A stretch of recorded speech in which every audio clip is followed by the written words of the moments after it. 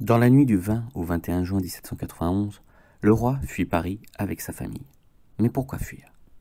Dès 1790, Louis XVI est incité par plusieurs personnages à fuir ou à provoquer une guerre européenne pour reprendre le pouvoir en France. Des événements le poussent aussi, en 1791, à choisir la fuite. En effet, Louis XVI se sent prisonnier de Paris et de l'Assemblée nationale qui lui interdit de s'en éloigner de plus de 20 lieues. Il a par exemple été empêché par une foule parisienne de fêter Pâques dans une église de Saint-Cloud, près de Paris. Comment se déroule la fuite? L'objectif du roi est de rejoindre son armée à Montmédy, en Lorraine, afin d'organiser la reprise en main du royaume. Le roi part du palais des Tuileries avec sa famille dans la nuit du 20 juin. Incognito. Déguisé sous une fausse identité, la famille prend du retard dès le début et le parcours est parsemé de mésaventures et d'imprudence. Ainsi la reine se perd près du palais pour rejoindre sa berline. Puis, une roue casse et la famille pique-nique dans la campagne. Ensuite, les soldats, devant les escorter, ratent le rendez-vous.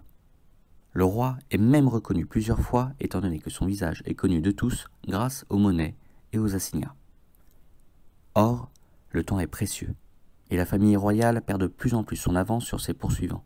En effet, dès que la fuite du roi a été découverte, les hommes sont envoyés dans toutes les directions pour prévenir de sa fuite et tenter de le rattraper. Lors d'une pause, dans un relais à Sainte-Ménéhould, la famille est reconnue par le maître de poste Drouet qui les laisse repartir. La famille est finalement arrêtée à Varennes, quelques kilomètres plus loin. Quelles sont les conséquences de la fuite de Varennes? L'atmosphère du retour de la famille royale est grave.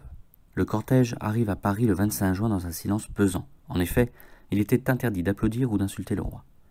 Si Lafayette, le général à la tête de la garde nationale, avait diffusé l'information que le roi avait été kidnappé, la population n'est pas dupe.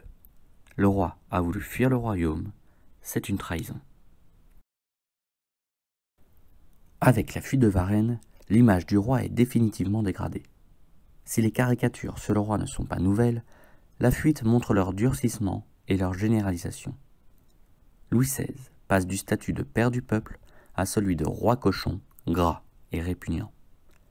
De plus en plus de Français se sentent trahis et se convainquent que la France pourrait être gouvernée sans roi. C'est ce changement de mentalité qui fait de la fuite de Varennes un événement révolutionnaire. La fuite de Varennes est donc un événement qui marque une rupture dans la chronologie de la Révolution.